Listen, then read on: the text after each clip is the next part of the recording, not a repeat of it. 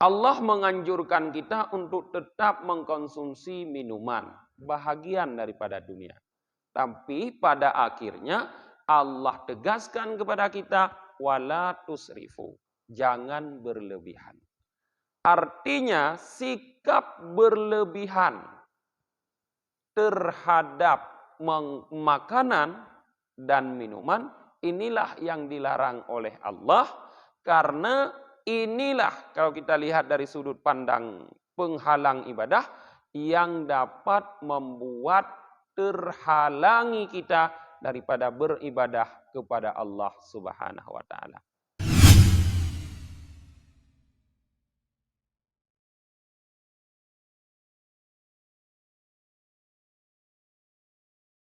Assalamualaikum warahmatullahi wabarakatuh. Alhamdulillahi rabbil alamin wa bihi nasta'in ala umurid dunya waddin.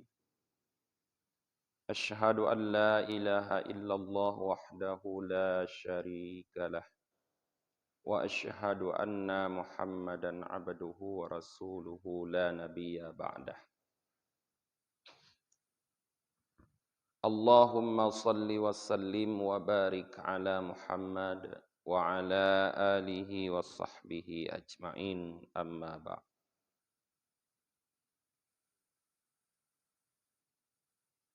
Allahumma allimna ma jahilna wa dhakkirna ma nasina wa fahimna ma lam nafham.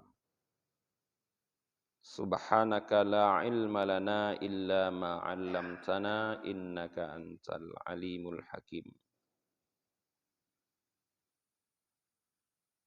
Rabbi syrah li sadri wa yassir li amri wahlul 'uqdatam min lisani yafqahu qawli. Sidang jamaah subuh yang dirahmati oleh Allah Subhanahu wa taala. Pada pagi yang berbahagia ini kita akan kembali mengkaji tentang zuhud, bahagian akhir pada hari ini daripada awanik yang pertama, yaitu dunia. Fa in qila fala budda min qadarin minad dunya liyakuna qiwaman lana fa kaifa nazhadu fiha. Jika dikatakan tidak boleh tidak daripada satu bahagian daripada dunia supaya kita menjadi tegak dengannya, maka bagaimana kita harus zuhud terhadapnya. Jadi para jamaah dilikut disebutkan oleh Imam Al-Ghazali bahwa dunia yang menghalangi kita untuk beribadah harus talawan dengan sikap zuhud. Sudah banyak kita jelaskan tentang zuhud, ada beberapa macam zuhud. Ada 3 macam, 2 zahir, 1 batin. Kemudian pada pertemuan terakhir yang lalu kita telah umpamakan dunia seperti roti yang beracun. Ada orang yang di waktu roti tersebut dibikin, ia melihat dibubuhi racun. Ada orang yang tidak melihat. Sehingga orang yang melihat di saat dihidangkan di hadapan mereka roti tersebut, walaupun roti tersebut telah diolesi dengan olesan yang sangat cantik, dengan warna yang sangat indah, tapi dia tidak mau menyentuh roti tersebut. Sedangkan orang yang tidak melihat roti itu dibubuhi racun, dia melihat indah sekali roti, cantik sekali warnanya, modelnya pun menarik, maka dia segera mengambil roti tersebut, memakan. Bahkan dia menganggap orang yang tidak mengambil, yang tidak peduli dengan roti tersebut itu sebagai orang bodoh. Nah, Begitulah kata Imam Al-Ghazali sikap kita terhadap dunia.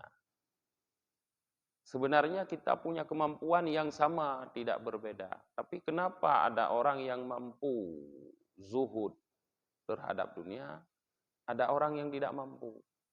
Nah, secara tabiat semua sama, tapi rupanya karena keluasan pandangan. Seseorang mampu memandang bahwa ada racun di dunia yang mematikan. Tapi ada orang yang tidak mampu melihat tersebut. Nah, orang yang mampu melihat di dunia ini ada racun yang mematikan, maka dia tinggalkan dunia. Sama sekali dia tidak akan mengambil sedikit pun terhadap dunia.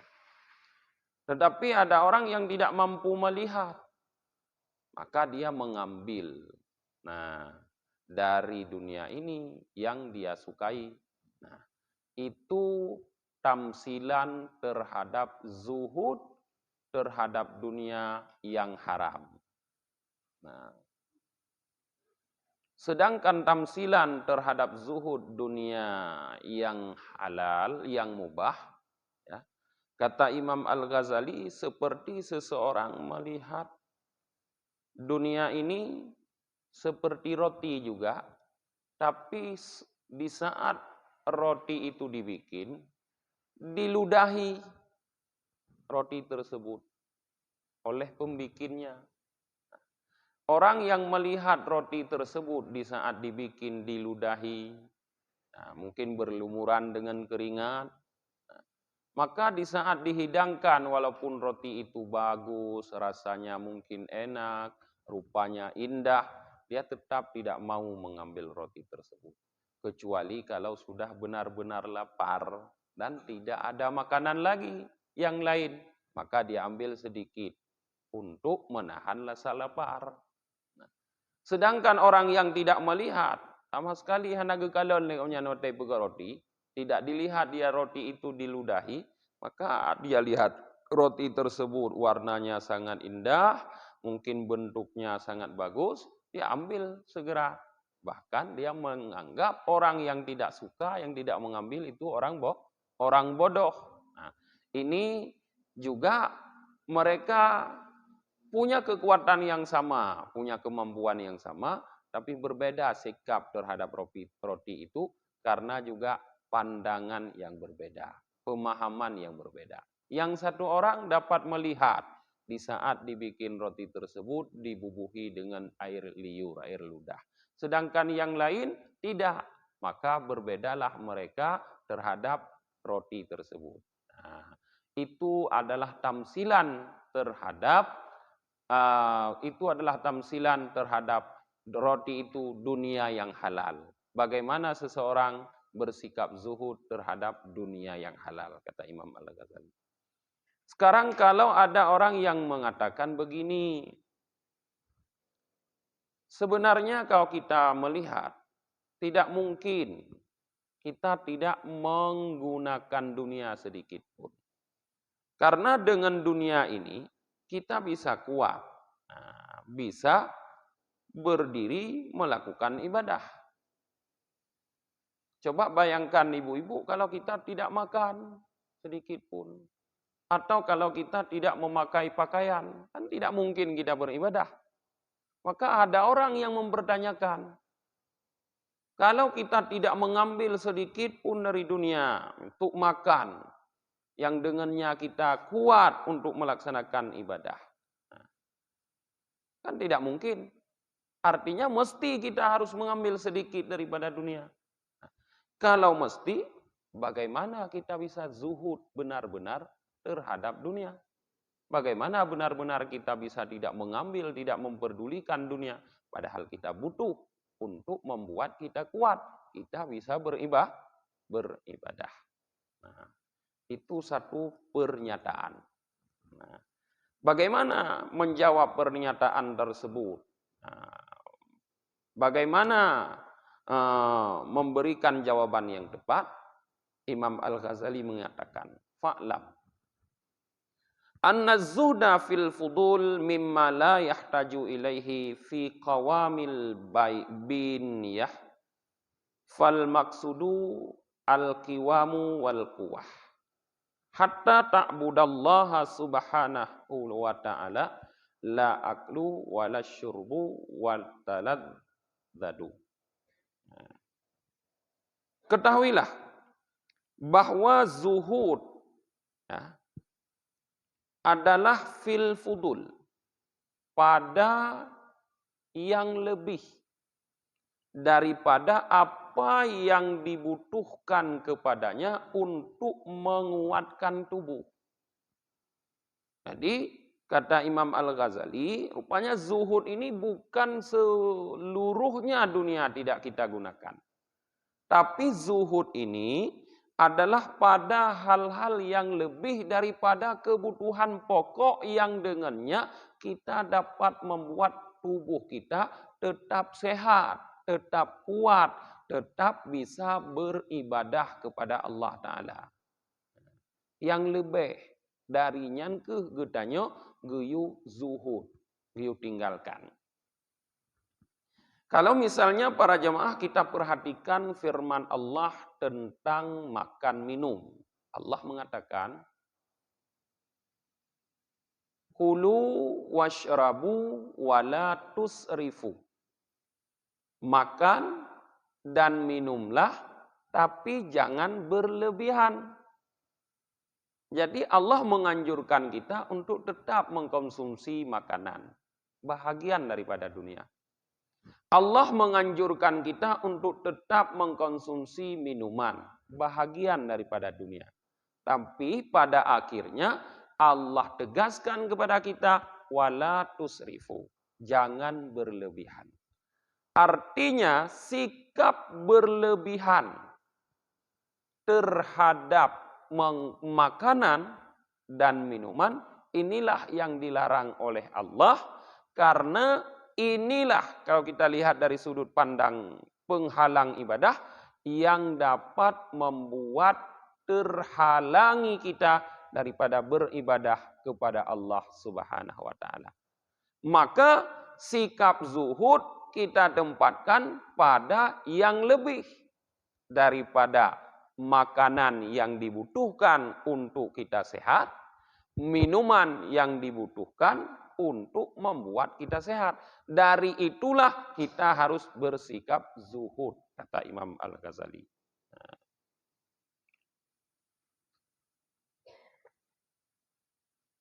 Fal maksudu al-qiwamu wal quwah.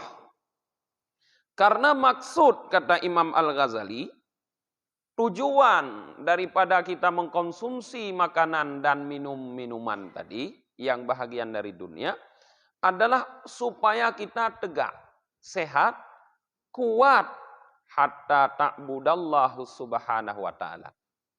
Sehingga kita mampu beribadah kepada Allah Subhanahu wa taala.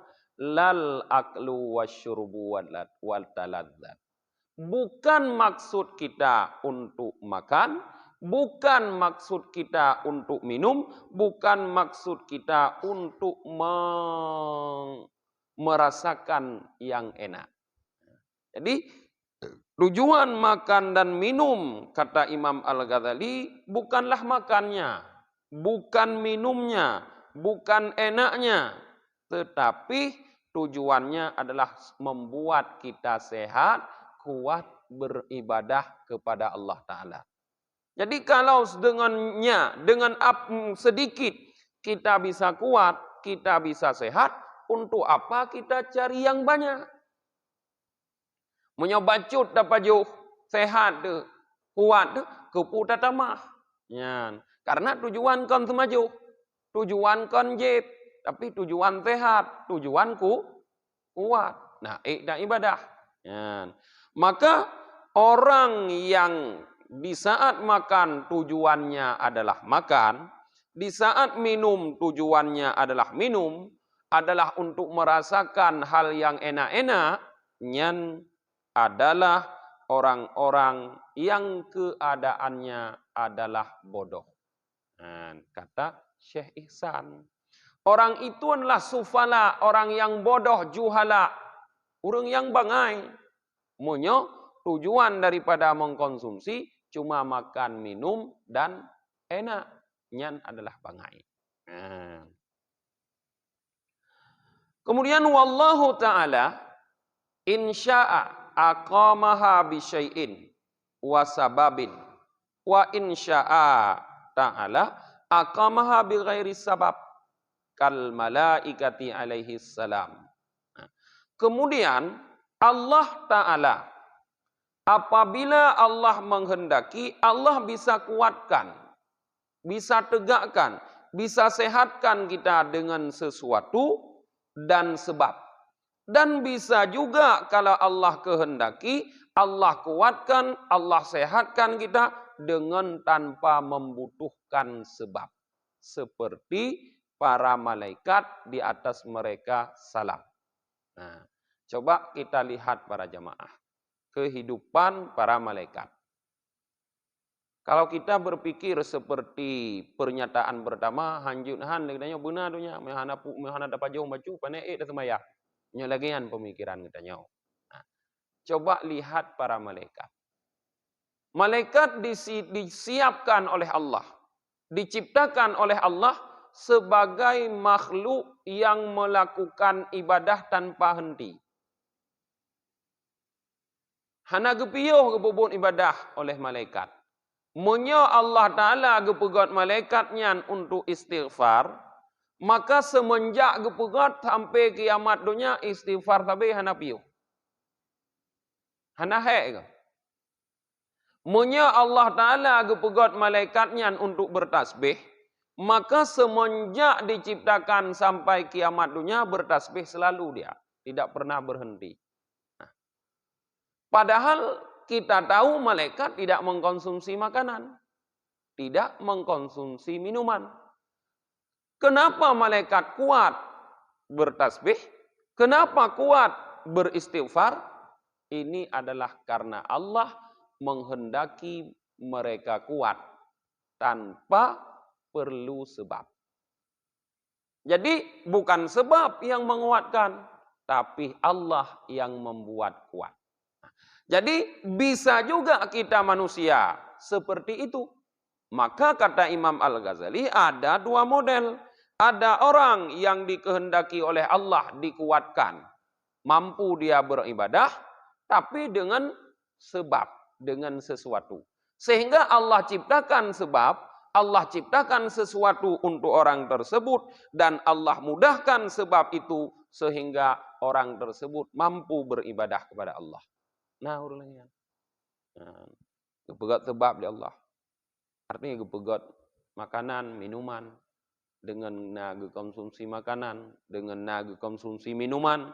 Ibadah kepada Allah Ta'ala.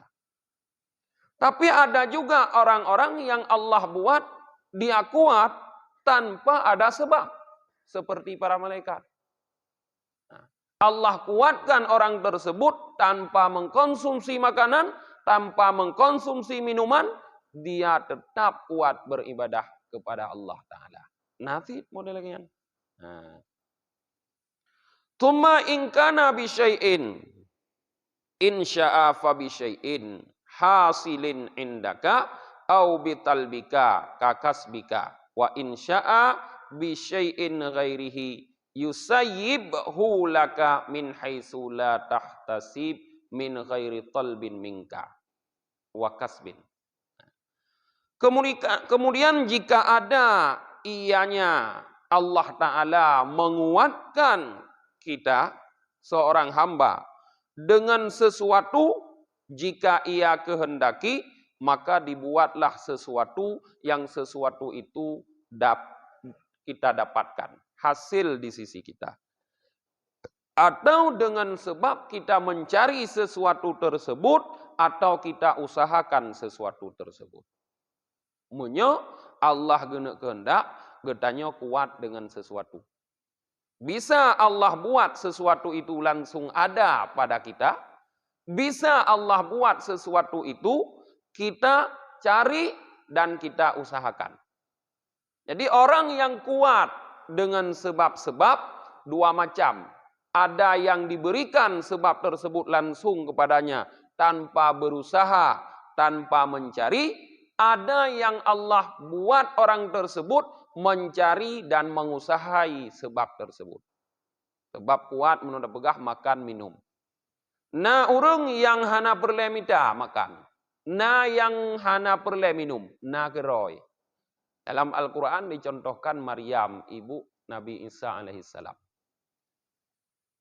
Kullama dakhala alaiha Zakariyal mihrab, wajada indaha rizqah. Setiap kali Nabi Zakaria masuk mengunjungi Maryam ke dalam mihrabnya, di dalam mihrab, wajada indaha rizqah. Selalu Nabi Zakaria dapati di sisi Maryam itu sudah ada rizki, sudah ada makanan, sudah ada minuman. Padahal Maryam tidak pernah keluar mencari makanan dan minuman. Qala ya Maryamu anna laki hadha. Nabi Zakaria berkata, wahai Maryam, dari mana ini? Bagaimana kamu bisa mendapatkan ini?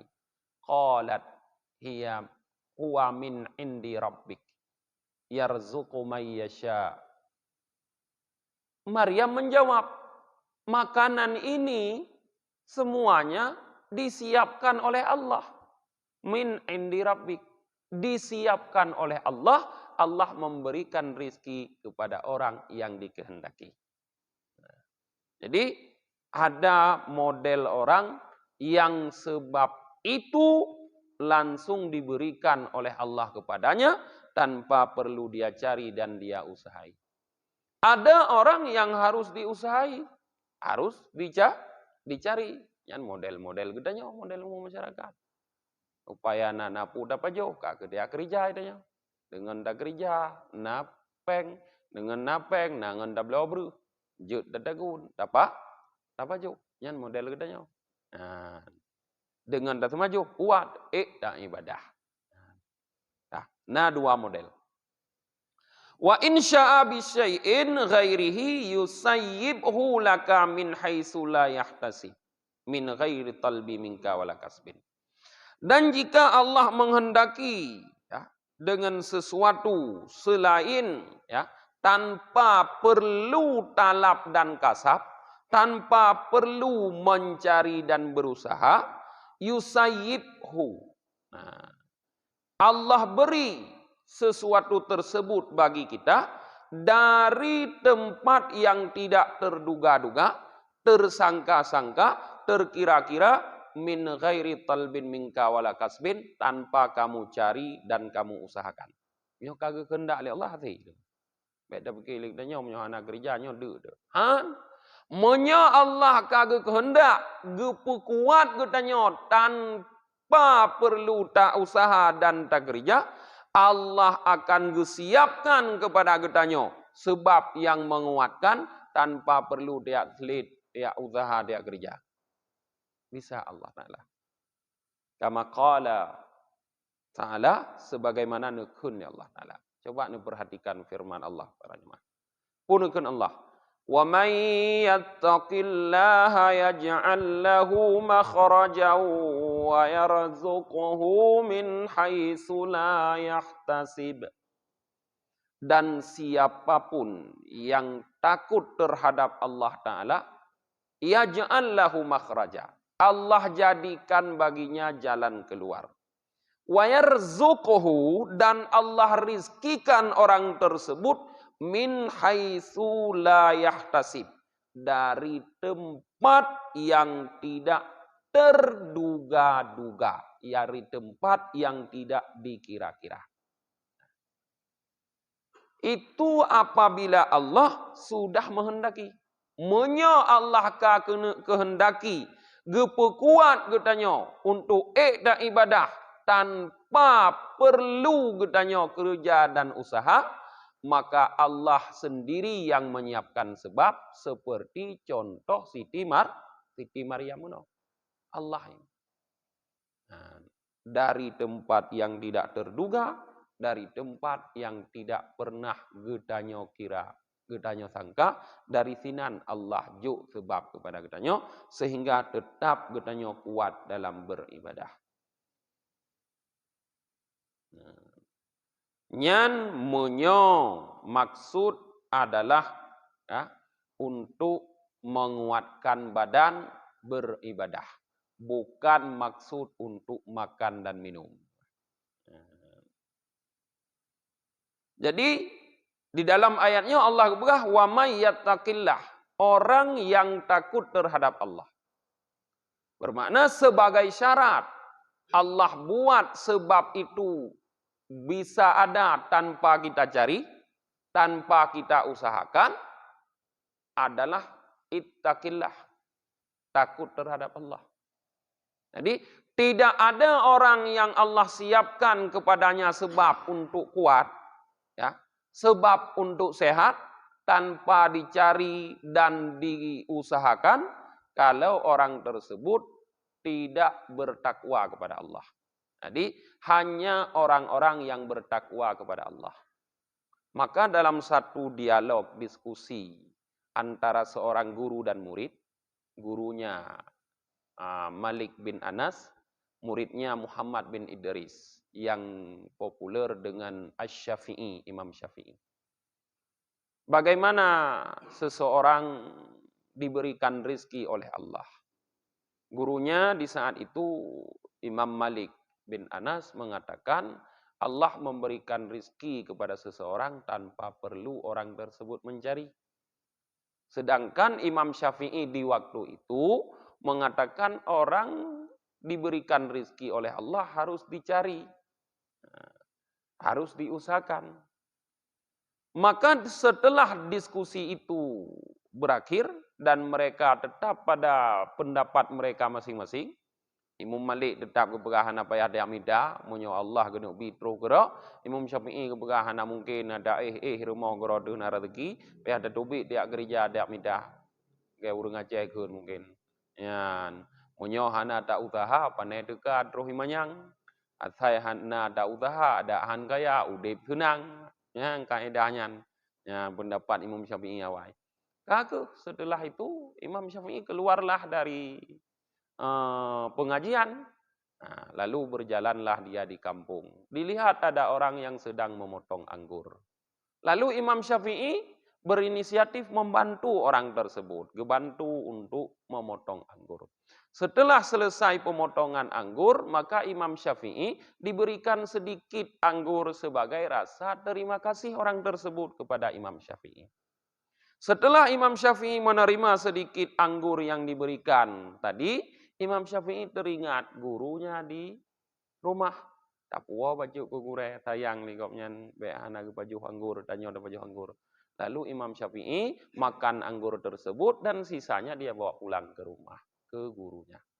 Sampai di rumah di gurunya, dia katakan kepada gurunya bahwa dia tadi keluar membantu orang memotong anggur, lalu diberikan sedikit anggur. Dia sudah makan, sisanya diserahkan kepada gurunya untuk makan.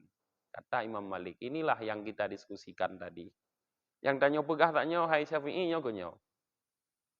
Iroku bersikeras bahwa rezeki gebila Allah payah tatubit dia minta. Yang kira kak payah tubit tanya kak minta. Kak bantu urang baru na rezeki. Ilong karena long pegah rezeki terus yang nak bili Allah. Terus gerai nah payah long nyapu tapu rumah terus ilong rezeki. Artinya sesuai dengan pandangan sendiri. Pandangan, kemampuan, dan tingkat kita di saat tersebut. Para jemaah. Jadi tidak perlu ragu katanya. Baik wadah sakit, lalu katanya wadah sakit kan merasa sakit. Sayang, anak min, anak tahu kira punya sakit, tahu yang minta. Lung sakit. Di saat itu, kalau kita bersikap seperti itu, artinya kepercayaan kita kepada Allah sangat rendah. Kurang taat yakin ke Allah. Kita lebih yakin kepada sebab yang Allah ciptakan daripada Allah sendiri yang menciptakan sebab. Kerjakan sebabnya. Ya kan? Di saat sakit tu haik dah gereja, nyan kawuh di danyo hana rezeki. Kau bi rezeki kan umit. Kau minta beruh kan umit. Kau minta peng jajan kan umit. Kau belau baje kan umit. Kata sakit danyo. Menyomate ku kiban yo anu ku hana tau perumun. Nyan ni dia fikir. Dipna urang ka mate hana mate anu. Entang dak udip. Nah yang leuh mate kapnya nane ke berhasil, jut ke sarjana, jut ke ulama, jut ke pejabat, leuh mate kapnya. Ulama-ulama jamun, leuh mate yah ke jut ke ulama. Imam Syafi'i, beliau menjadi ulama besar bukan di saat ayahnya ada, tapi setelah ayahnya tidak tiada di waktu beliau kecil, beliau diasuh oleh ibunya. Ibunya yang mengasuh beliau, yang mendidik beliau, yang mengantarkan beliau ke tempat-tempat pendidikan sehingga beliau menjadi orang hebat. Anak yatim, le yang je ke pejabat anak yatim dong guru. Bekas urang miskin raja. Nah, artinya kita harus yakin bahwa Allah yang menciptakan sebab bisa memberikan sesuatu kepada kita tanpa perlu sebab. Nah, Faidan la tahtaju bihalin ila talbin wa iradah. Maka kalau begitu para jemaah, kalau maksud daripada kalau yang menjadi maksud kuat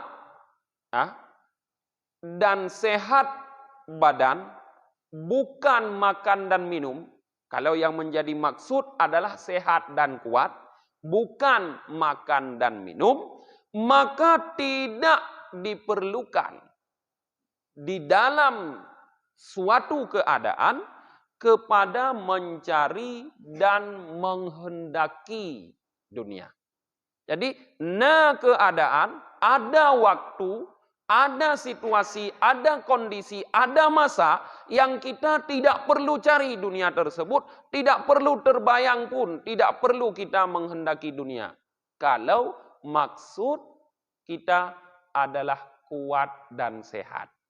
Kon makan ngan minum.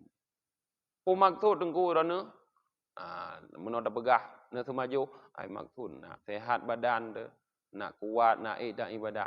Berarti tujuan rana nak semaju, podra kuat dan sehat, nak nak ibadah. Menyonyan maksud ne yakin bahwa Allah bisa gepu kuat, rana bisa gepu sehat, lagi gepu kuat, gepu sehat malaikat. Ge ibadah, berarti hana perle sabi-sabi ni amidah. Tapi munyo hana ne piuh-piuh nak midah. Mulai tubah bengah sampai rap bengah kembali hana ne piuh nak midah. Nyan berarti maksud ron kon kuat, kon sehat. Tapi maksud mengumpulkan makanan, mengumpulkan minuman. Nyan pegah tujuan nak sehat, nak ibadah dengan mana dah midah pun ibadah. Nyang katulit. Antara ucapan dengan perbuatan sudah lain. Punya maksud mana pegah mana tapi puput kamu deh. Fa illam taqwa ala dzalika zuhdi. Jika kamu belum kuat terhadap demikian zuhud. Maksud dron lao melihat. Nyan dengku han kamu dah. Kon rudak titi Maryam tawa kamu dengku. Atau kon lagi Imam Malik kamu dengku. Mungkin lagi Syafi'i ubud mendong kamu tanya. Kamu han mungkin dengku menyomo rumah terus gerai. Lagi dengku le urang bi terkah kamu thoy abi terkah. Kamu baru nabi terkah payah miak mitatung miak memetung le rada gede kopi nyai tem bi terkah. Mungkin lagi nyan pikiran ni tanya kan. Nyan munyo memang lam zuhud lagi nyan katanya. Wa talabta wa aratta munyo mentong memang itanya perle tiak mita. Mantong muhundu fanwi bidzalikal uddata wa taqwa ala ibadatillahi subhanahu wa ta'ala. Juzid anak buku kata Imam Al-Ghazali. Carilah apa-apa. Silahkan kamu berusaha, tapi jangan lupa niatkanlah dari usaha itu. Niatkanlah dari mencari itu adalah sebagai bekal untuk menguatkan kita beribadah kepada Allah Ta'ala. Nyanit berdua rupanya. Aku ironuh budoh lu sembayang tubuh lagi ya kerja. Memang mihana kerja dong. Drone urinong, kan? Drone kan putuh drone pep rumah. Putuh drone kan budoh ni kerja. Beaduh nu rumah. Nunginggop kerja. Dan bi kan menyodoh nu drone. Hai drone rencana ni putuh drone kali udah putuh nanya. Tapi hang kumah hurinong hanai jabut, tanyo ka hanai dengar, kampepem. Kon sibuk yang pakai rumah. Dan yang pegod draw di kaulia, ka pakai, enggak ada mungkin. Ke bodoh, tetap bodoh ya kerja. Tapi baik dua ke balik Imam Al-Ghazali, menyomantong ne bodoh ni ya kerja lagi. Nya, wate ne ya kerjanya, nunit bahwa drone mencari bekal, udah istiqdad namanya. Mencari bekal ya untuk menguatkan dalam beribadah kepada Allah. Dunasyahwati wal ladzat, kan memperturutkan keinginan dan kelezatan. Kan. Ya, berlagainya nit. Karena nepegah li Rasulullah, innamal a'malu binniyat wa innama likulli imri'in manawa. Semua amal, bekerja ini amal. Innamal a'malu binniyat. Nilai pada Allah sesuai dengan niat. Munyo ne budah ne yak kerja, nunit nak mencari bekal supaya dengan bekalnya nak ne ibadah, maka jak drone jak mitanya nyan bisa berubah menjadi ibadah. Karena need God muno. Maka bernilai God. Tapi menyonit bro, bernilai bro. Nit ne budah nak kerja, ban ne budah pun nit ne laju hana terbayang membacut pi. Wate ne buka usaha nak ku ibadah. Terbayang wate ne buka usaha nak ku pegawai rumah nak ku belum tahu. Tok ke dunia lah. Ka hana tapuna inan. Malah menghalangi kedanyo dalam beribadah. Berarti bak nit pun.